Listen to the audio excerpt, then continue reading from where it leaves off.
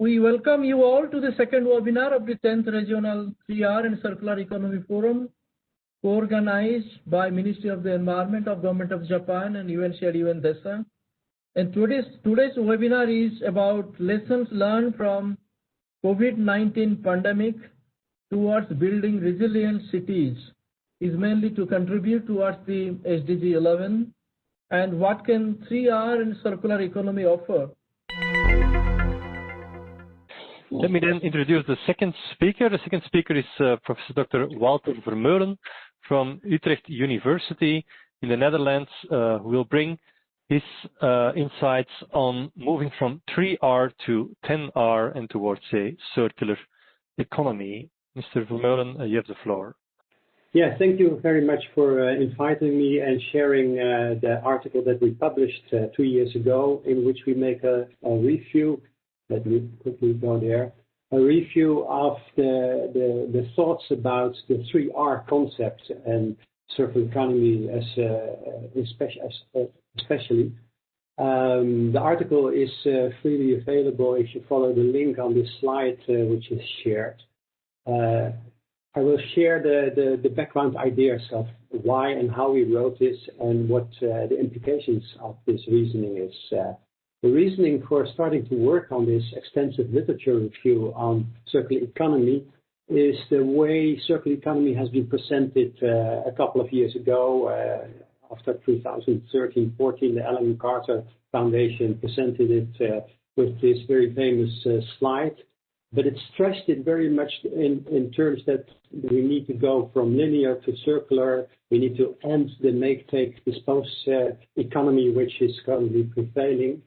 And that sort of struck me in the sense that it's not, in the European perspective, not really describing the correct picture.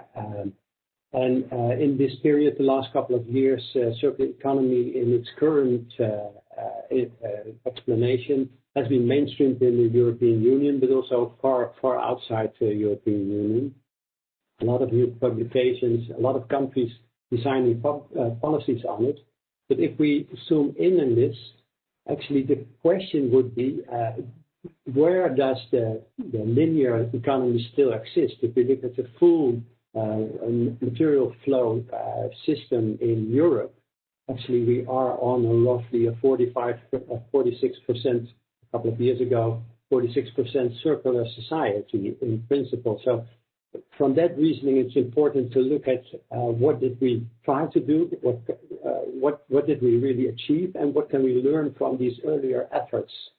There are also examples where actually the collection and the recycling of waste is up to 100%. We just published a paper on the tire recycling in the Netherlands, where actually no landfilling takes place anymore and everything is collected. And a very large share is actually recycled. There's a lot to tell about that, but I refer to the article here because the type of recycling is problematic still.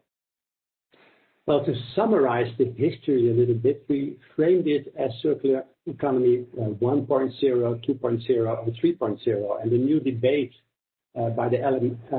fueled by the Ellen MacArthur Foundation actually is about the circular economy 3.0.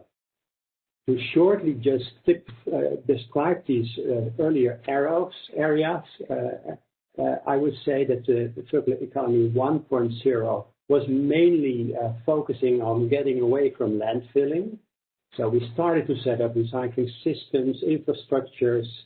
The 3 R's were introduced, and it was mostly oriented to organizing the output side of the economy.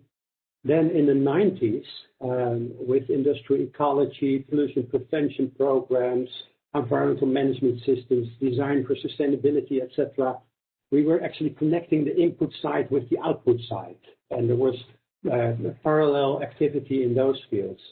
And in this stage, circular economy 3.0, the challenge is to actually focus on maximizing value retention. And what I mean with that is that we see in many of the so-called successful recycling sectors, the type of recycling is not the highest quality of recycling. And we see examples, for example, if you look at the Dutch construction sector, there is no landfilling anymore. Everything is recycled. But if you look at the input side, there's only 8% input of recycled material in new construction activities. So it has to still reach the original source, and it has to replace the input of virgin materials. So that's the challenge. Looking at that, the key question is what kind of imperatives do we have for governments, for industry sectors, for local governments? And by looking at the literature produced in these earlier periods of circular economy, we see that many different disciplines are engaged in it. We see a growing number of articles, of publications on this.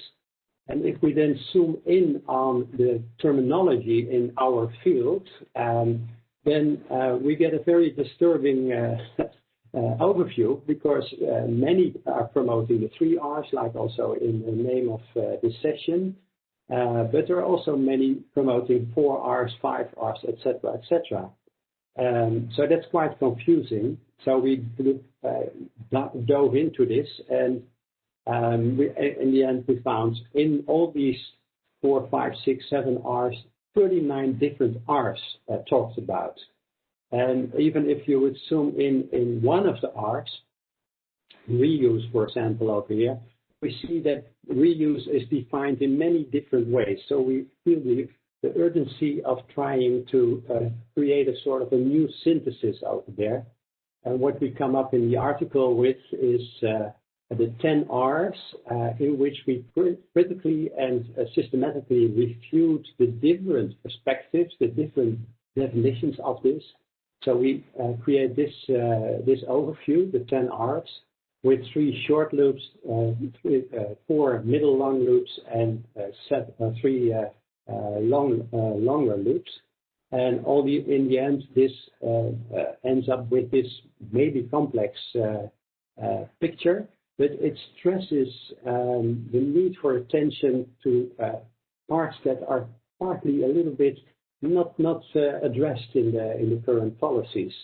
What we see is that the bolder green arrows, this is what policies in Europe, but also out Europe, has been mostly focusing on. So that means getting away from the landfilling, mostly via recycling or via incineration and maybe some energy recovery over there, and mostly the mass recycling, in the hope that we put it back into the material value chain. But in most cases, it does not get back in the same value chain, and many products are still produced by applying new mineral inputs. The picture, it was already stressed in an earlier presentation. We need to also, this is an important finding from this review, is that we must be very clear about 2 different life cycles. The one that I just showed is the product use life cycle. So there's mass consumption of, for example, iPhones, and they are produced for a couple of years. And what happens there is in the cycle that I just showed. But at the same time, the challenge for redesigning products is in the second life cycle, and that is the concept and design life cycle. And there, in more or less the same way, the 10 R's are essential for designers to think about all these R's in the redesign of products. Then, with this 10 R synthesis and types of definitions here, the key question is what can we do with it? Well, we see an uptake of the 10 R's in this way, both in industries. There are companies in Europe that are now taking this as an example as an inspiration for their redesign of their activities. So on the business level, you can systematically look, what does reduce, resell, reuse, how do we organize this as a company? The governments have taken this up for policy development. What I just stressed was that the longer loops have been gaining most of the attention in the last 2 decades in policy making on waste management. But we need to move also to these middle longer loops, the remanufacturing, pushing the remanufacturing of products, extending the user lifetime of products. But most interesting and challenging actually is also pushing for the short life cycles, which is consumer behavior, refusing buying new stuff, setting up proper repair systems, and also pushing companies to organize availability of repair systems systematically. So the spectrum of what governments, both on the national and the local level, can and should do would be design policies for each of these 10 R's. And the same can also be done for the policy evaluation and monitoring. The picture here shows a report by the Dutch National Environmental Assessment Agency, the policy advisor on environmental issues. They use this 10R system now for systematically rethinking and advising on the policy. Can you please conclude? The same goes on the level of consultants, NGOs, which use it as examples, and also in scientific work, it's increasingly being used, including the project that we are running at the moment, the European-funded projects in 8 countries in Europe.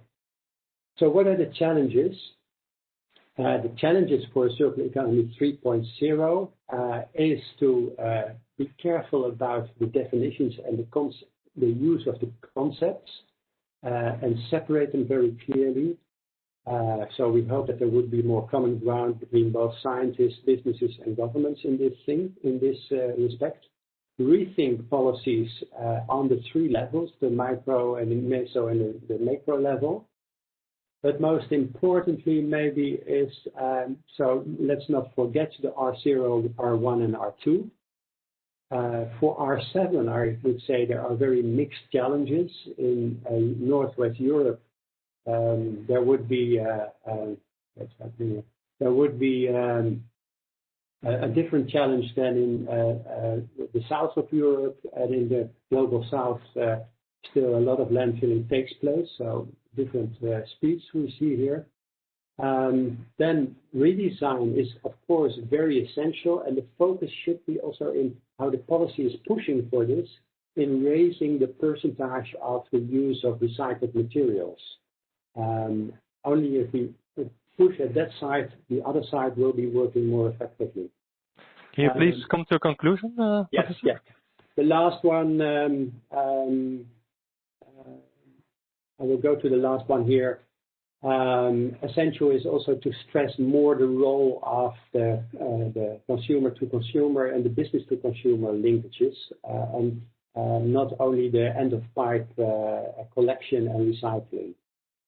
Well, the last one, I just want to give this as a final gift. We further develop this theoretical reasoning, and we see that there are different perceptions of circular economy in society. So anyone that wants to read more on this, I advise this article, in which we distinguish 4 typical approaches in circular economy. Thanks for your attention.